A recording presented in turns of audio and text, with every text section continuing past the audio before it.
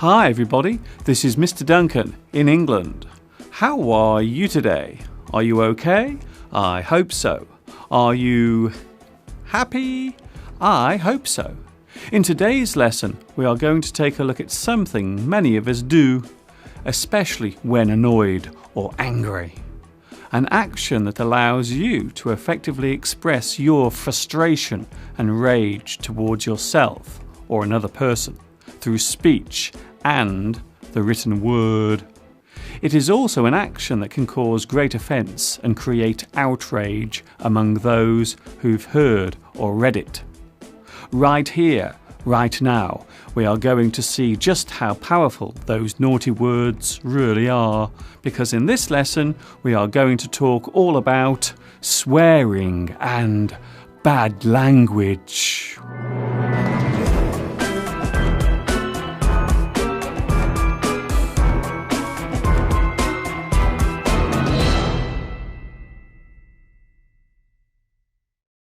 The word swear has more than one meaning.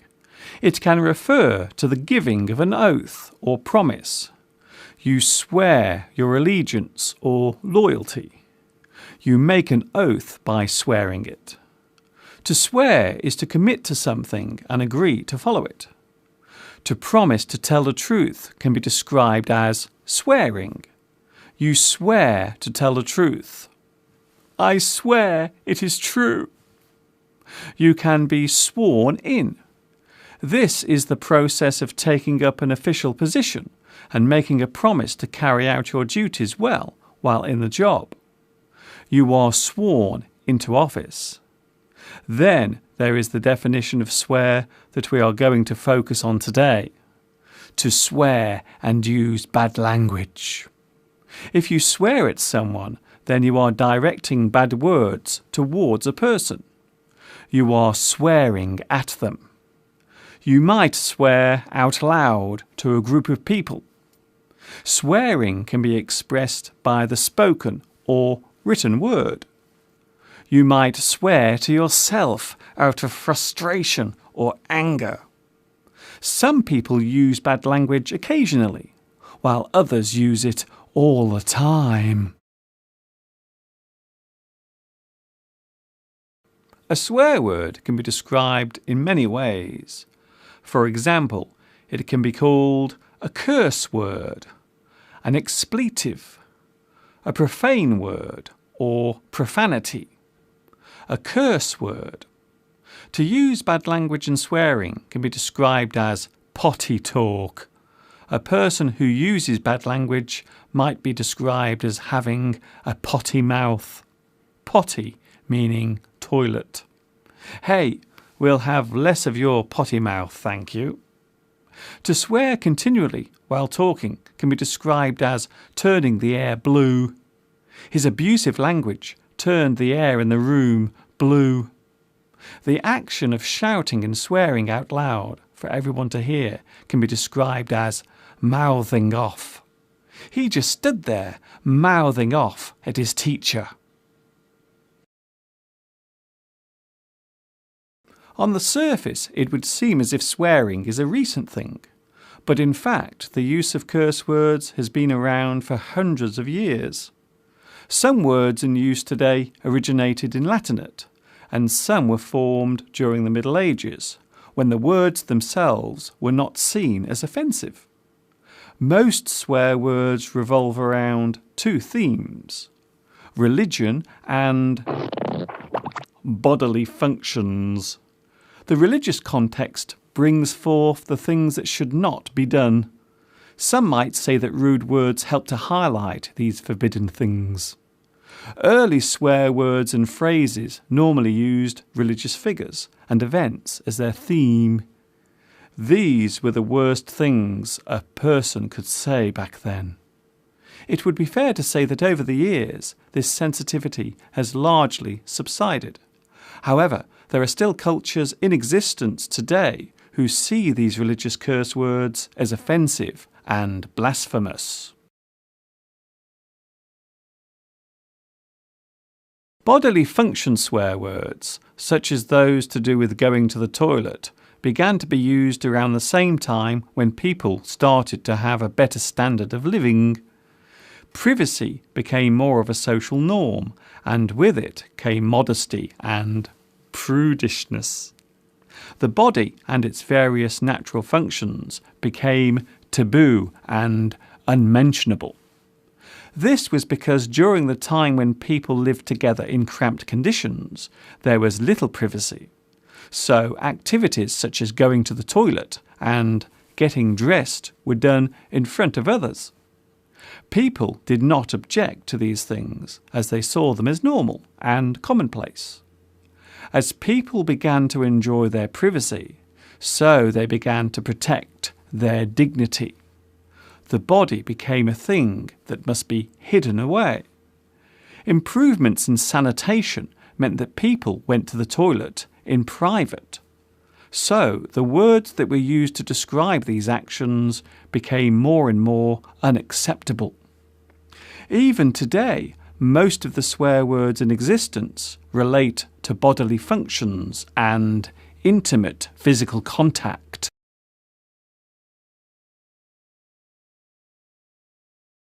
Although swearing is seen as generally bad, there are certain levels of swearing that are viewed as acceptable. A good example of an acceptable swear word is bloody. In English, the word bloody is used a lot. There is no clear explanation of how this word came to be, but one theory is that its origins lie in religion, with something that Christian worshippers saw as sacred. There are other theories as to how bloody became a swear word, but nothing conclusive. In its non-offensive definition, bloody means to be covered in blood, or a large amount of blood in one place. These days, bloody is not seen as offensive. It occurs as a swear word in many places, including the Harry Potter films, which are essentially aimed at children. Another swear word that is seen as being tame is ass, or as we pronounce it here in England, arse. The ass or arse is another word for your buttocks or bum. But the word itself can be used in many ways. You can arse around, which means to act stupidly and waste time. If you don't feel like doing something, then you can say, I can't be arsed. A person who acts stupidly or is seen as a fool can be described as an arse. Then there is asshole or arsehole. This is a crude word for the anus, the part of the body where your poop comes out. The meaning is similar in both British and American English. A foolish or stupid person. I can't believe he did that. What an arsehole. Don't listen to him. He's an asshole. If you swear at someone, then you cuss and curse at them. You are cussing them. The swear words used can be described as abuse or abusive language. You are verbally abusing someone. The language used is strong. If a movie or song contains swearing, then a warning might be posted or printed nearby to let you know that bad language is contained within it. Many television stations will not allow swearing to be broadcast until after a certain time of day. Here in the UK, this time is 9 p.m. It is described as the watershed. By this definition, we are saying that the watershed is a point where something changes. So after 9 p.m, the programmes transmitted may not be suitable for children. These programmes may contain references to sex, violence, and, of course, the use of bad language. As I have already mentioned, not all swear words are terrible. If a swear word is seen as acceptable, then we might describe it as mild swearing or mild language. If the swear words are seen as being offensive and very rude, then we might describe them as strong language or simply coarse. A person who swears a lot might be labelled as a foul mouth. They are foul-mouthed. The problem with using swear words is that what might be acceptable to one person may be offensive to another. The general rule is, if in doubt, leave the swearing out.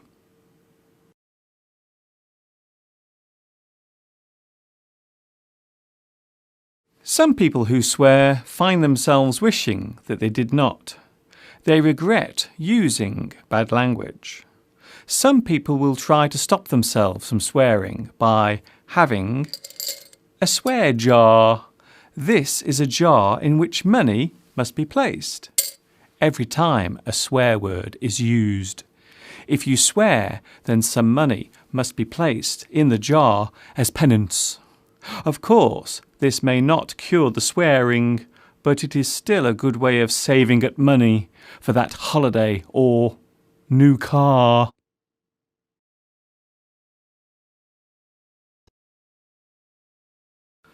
Of course, there are places where and times when you must never use bad language. For instance, in a place of worship or a sacred place. In a social situation where swearing would make your character look bad or unsavoury, such as during a job interview or when making out an application for a job vacancy.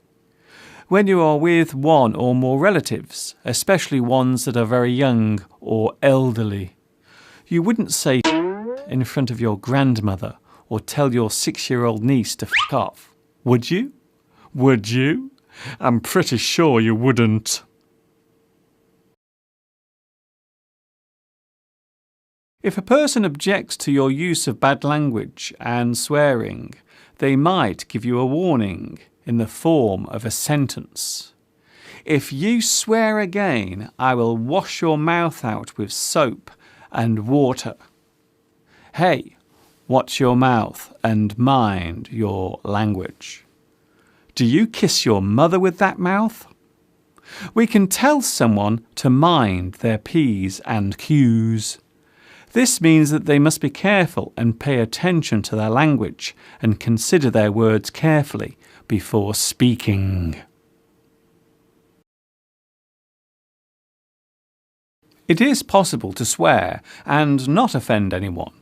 You can use substitute swear words instead of the real ones. For example, instead of saying, you can say sugar. Oh, sugar. Instead of bloody, you can use ruddy. What a ruddy waste of time. Instead of you can use fudge. Oh, fudge it. Oh, fudge. Other substitute words include bother, darn, fiddlesticks, flip, blooming, drat, and poo. They say that most bad swear words in English have only 4 letters. Indeed, swear words are often referred to as 4-letter words. Of course, this is not completely true. While there are a few that only consist of 4 letters, there are also just as many that contain more. Swear words are used in anger and as a way of expressing frustration and hate. They serve as an outlet for those uncontrollable emotions that we are all prone to feeling. Some shout, some break objects, some scream, and some cry, and some swear. There are those who strongly object to swearing and bad language. But despite this pressure, it would seem that swearing is going to be a part of our social interaction for a long time to come.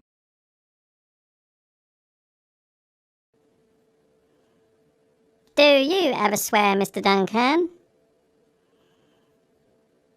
I have to be honest now and admit that sometimes I do let the occasional swear word out. Sometimes I do cuss and curse. I normally swear in response to something that has angered or frustrated me. If I hurt myself, I might let out a mild swear word. I do not swear all the time, though. In my normal day-to-day life, I rarely swear. In fact, making this lesson has caused me to swear much more than I usually would. Normally, if I swear, there is quite often a good reason for it. Sometimes a swear word or bad language is present in, say, a movie that is being shown on TV, or music that is being played on the radio. When this happens, quite often the offending words are removed or covered up. The swear words are censored. We can say that they have been beep, bleeped out. To bleep something means that the offending words have been censored. Quite often the sound used to cover the words up is a bleep, hence the name of the action. In movie editing, there may be times when a swear word is redubbed. The bad word is replaced with one that is less offensive. We can even disguise a swear word when it appears in text. Symbols are used to replace parts of the swear word. You can still guess what the word is, but its initial visual impact is reduced.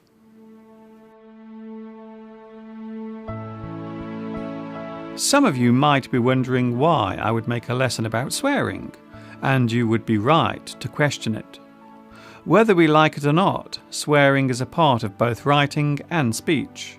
It is used widely in books and in movies and in modern music. Even here on YouTube, swear words are often used. There is no escaping the fact that profanity, like sex and violence, is part of the modern expressive world. To pretend that bad language does not exist is to bury your head in the sand. Many people swear. Some do it out loud, while others do it to themselves, in secret. Almost all languages have swear words in them somewhere. They add colour and expression to sentences in a way that allows the speaker to have the desired effect and get the desired attention. They may not always be acceptable, but they do exist and are used. So this lesson has been made to show rather than encourage, to explain rather than persuade. There are times when swearing is unacceptable, and times when, to the individual, it seems appropriate. The bottom line is, some people swear and some don't.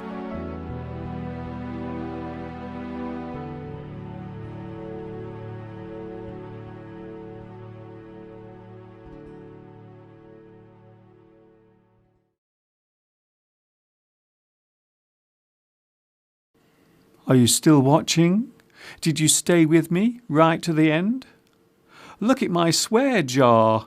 It's almost full. That is all from me for today. I will be back soon with another lesson, minus the bad language, very soon. Until then, this is Mr. Duncan in England, saying thank you for watching me, teaching you. Don't forget to choose your words carefully and mind your P's and Q's. I will see you all later. And of course, ta-ta for now.